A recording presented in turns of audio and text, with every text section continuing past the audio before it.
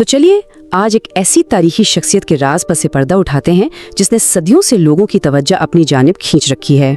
आज के इस जायजे में सिर्फ एक पुराने नक्शे की बात नहीं होगी, बल्कि हम 16वीं सदी के एक ऐसे कसीरुल जहती जीनियस के जहन का सफर करेंगे जिसे दुनिया पेरी रईस के नाम से जानती है। उमूमन उन्हें महज एक नक्शा नवीस समझा जाता है, लेकिन सच तो ये है कि उनकी काबिलियत का दायरा इससे कहीं ज्यादा वसी था। तो आइए देखते हैं कि इनकी दरियाफ्तों ने जदीद साइंस की बुनियाद कैसे रखी। खैर, कहानी शुरू होती है 1929 में, जब इस्तांबुल के तोपकापी महल से एक मशहूर ज़माना नक्शा दरियाफ्त हुआ।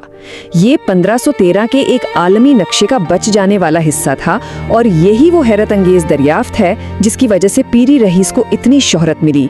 ये नक्शा अपने वक्त से इस कदर आगे था कि इसने दुनिया भर के मुहक्किकीन को दंग कर दिया। लेकिन इससे पहले कि हम मजीद गहराई में जाएं, हमें इस अनकही कहानी को समझना होगा जो इस शाहकार के पीछे छुपी है। आगे बढ़ने से पहले एक नज़र आज के अहम मौज़ूआत पर। हम बात करेंगे आलमी दरियाफ्तों के दौर की, 1513 के शाहकार और कोलंबस के गुमशुदा नक्शे की। फिर देखेंगे कि मरीन साइंस के इल्मबरदार के तौर पर उनका क्या किरदार था, और आखिर में बात होगी एक मुश्तरका माहौलियाती विरसे की। ये सफ़र नक्शा साजी से शुरू होकर डेटा पर मबनी जदीद ओशनोग्राफी तक जाएगा। तो शुरुआत करते हैं आलमी दरियाफ्तों के दौर से, जब दुनिया पर गलबे का एक ज़बरदस्त मुकाबला जारी था। इस पस मंज़र को समझने के लिए हमें 1500 की दहाई के अवाइल में जाना होगा। ये एक इंतहाई शदीद दौर था। सल्तनत उस्मानिया का सिल्क रोड यानी शाहराह रेशम पर मुकम्मल कंट्रोल था। मशरिक और मगरिब के दरमियान तजारत के इस अहम तरीन रास्ते पर उनके कंट्रोल की वजह से यूरोप की उभरती हुई बहरी ताकतें नए तजारती रास्ते तलाश करने के लिए बेताब थीं। हर कोई समंदरों पर गलबा पाना चाहता था। यहाँ दिलचस्प बात यह है कि पेरी रईस सिर्फ नक्शे नहीं बनाते थे, बल्कि वो समंदरों के एक इंतहाई बारीक बीन और साइंसी मुसव्विर भी थे। 1521 में तसनीफ की गई उनकी किताबे बहरिया दरअसल समुद्री सफर की एक मुकम्मल और जामे गाइड थी। इसमें बंदरगाहों, समुद्री करंट्स और सितारों से नेविगेशन के 290 तफसीली नक्शे मौजूद हैं। मतलब जदीद इल्म बहरियात के वजूद में आने से सदियों पहले वो समुद्रों का बिल्कुल साइंसी अंदाज में मुतालिया कर रहे थे। अब आते हैं 1513 के इस शाहकार की तरफ, जिसने आलमे इल्म को एक जगह यकजा कर दिया। देखते हैं कि उन्होंने किस तरह मुख्तलिफ तहजीबों के बिखरे हुए इल्म को जमा करके दुनिया का एक शानदार और मरबूत तस्वुर पेश किया। पुरानी दुनिया के समंदरों को जिस तरह उन्होंने नक्शे पर उतारा, वो उनकी बेपनाह महारत का सबूत है। इसकी कार्टोग्राफी की दुरुस्तगी वाकई दंग कर देने वाली है। साहिलों की जो लकीरें उस वक्त खींची गईं, वो आज के जदीद एटलस से हैरत अंगेज हद तक मुशाबहत रखती हैं। जरा सोचिए, इस दौर में सैटेलाइट के बगैर इतनी दुरुस्तगी हासिल करना किसी करिश्मे से कम नहीं था। लेकिन रुकिए, एक और हैरानकुन बात है। पीरी रईस ने ये नक्शा अकेले महज अपने मुशाहिदात से नहीं बनाया, बल्कि एक बहुत बड़ा तकनीकी कारनामा अंजाम दिया। उन्होंने 20 मुख्तलिफ नक्शों को एक साथ मिलाया। हस्पानवी, पुर्तगाली, अरबी, यूनानी, चीनी, हिंदुस्तानी और यहाँ तक कि क्रिस्टोफर कोलंबस के नक्शे भी शामिल थे।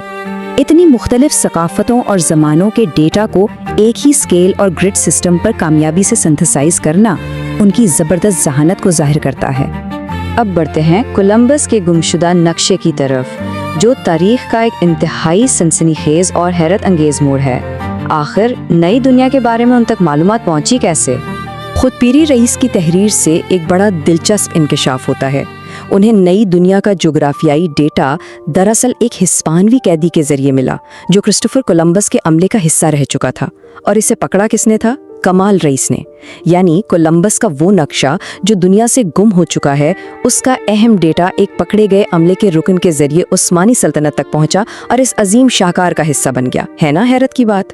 ये चीज़ वाकई माइंड ब्लोइंग है कि 1492 में कोलंबस के सफ़र का डेटा कितनी तेज़ी से सल्तनतों की सरहदें पार कर गया। मालूमात की इसी तेज़ी ने कोलंबस के सफ़र को एक गैर यूरोपीय रिकॉर्ड यानी इस्लामी नक्शा साजी में हमेशा के लिए महफूज कर दिया। अब आते हैं आज के सबसे अहम और मरकजी इंकशाफ की तरफ, मैरीन साइंस का इल्मबरदार और समंदरी लहरों यानी टाइड्स के राज खोलना। नक्शा साजी को थोड़ी देर के लिए एक तरफ रखते हैं और देखते हैं कि फिजिकल ओशनोग्राफी में उनका वो कौन सा काम था जिसे तारीख ने अक्सर नज़रअंदाज किया है। اپنی ایک بحری مہم کے دوران پیری رئیس کا جہاز تیونس کے قریب خلیج گیبس میں جزیرہ جربا کے پاس لنگر انداز تھا۔ اتفاق سے یہ مخصوص جگہ ان کے لیے ایک زبردست قدرتی لیبارٹری بن گئی، جہاں انہوں نے سمندری لہروں کے انتہائی غیر معمولی رویوں کا بغور مشاہدہ کیا۔ لیکن سوال یہ ہے کہ یہی جگہ کیوں؟ اس کی وجہ ایک بہت واضح ماحولیاتی فرق تھا۔ پورے بحر روم میں لہروں کا اتار چڑھاؤ بہت معمولی ہوتا ہے، عموماً 40 سے 50 سینٹی میٹر سے بھی کم، لیکن خلیج گابس کی لہریں سپرنگ ٹائڈز کے دوران 2 میٹر تک بلند ہو جاتی ہیں۔ اسی غیر معمولی فرق کی وجہ سے وہ یہاں ایسے مشاہدات کرنے میں کامیاب ہوئے جو بحرہ اسود یا بحر روم کے باقی حصوں میں بالکل ناممکن تھے۔ ان کا مشاہدہ خالص سائنسی تجسس پر مبنی تھا۔